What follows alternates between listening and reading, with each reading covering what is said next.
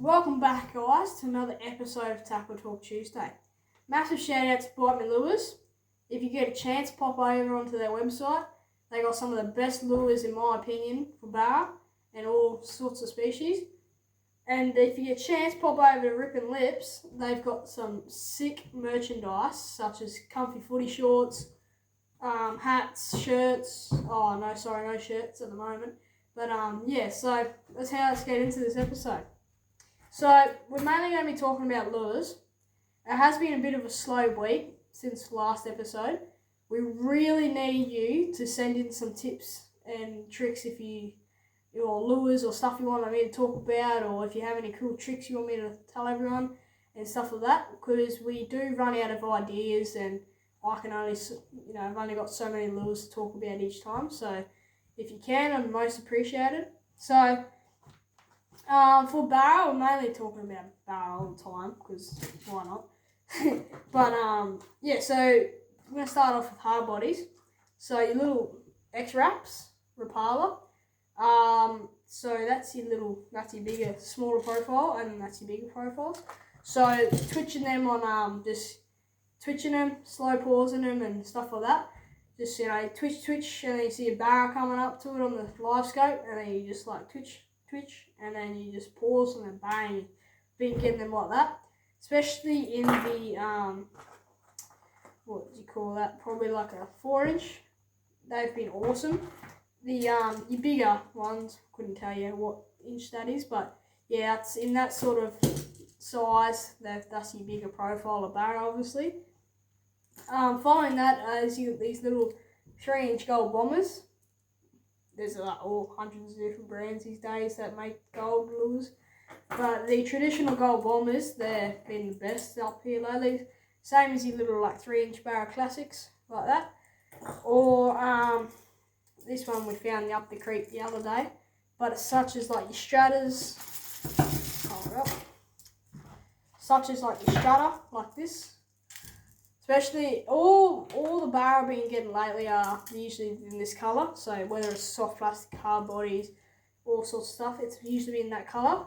But yeah, so all sort of that style of lure like this, they've been awesome up the creek. Just same sort of thing, twitch, pause, twitch, pause. Even just your longer, you got jackals and stuff like that. We'll grab some of them out for you. We don't have any jackals at the moment, but such as little fish crafts, suspending, so you twitch, and then they slowly drop down to that level where the barra are feeding. Or just another one that's been good are your current masters. So shouldn't be there. So your current masters and these two colours have been pretty good up there. Just charging barra and all the creeks. Mad Mullet, Lively Lures, they make these. They're awesome, handmade. I'm pretty sure they're handmade. But they're awesome. Just sort of that's about it for the hard body side of things. It has been a bit slow up on the hard body side of things. But your Atomic Plazo prawns. So that's probably the biggest profile you can get. A little white pearl ones. And the forgot the colour name of that, sorry guys. But yeah, those have been awesome, just dropping them right up on tight snags, rigging them weedless.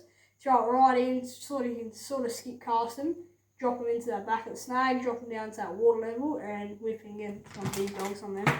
But following the sort of prawn side of things, is your live target prawns in all sorts of colours.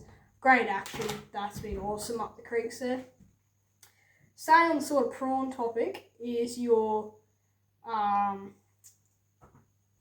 Daiwa, these little prawns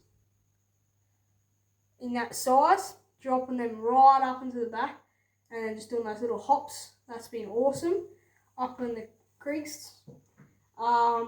Obviously sort of paddle tails have been awesome. Forgot what brand these are, but they're amazing. Just got a slim profile on them, so when throwing you can see them on the active. And you can see them falling down into the water level, and then you can see them on the sounder coming.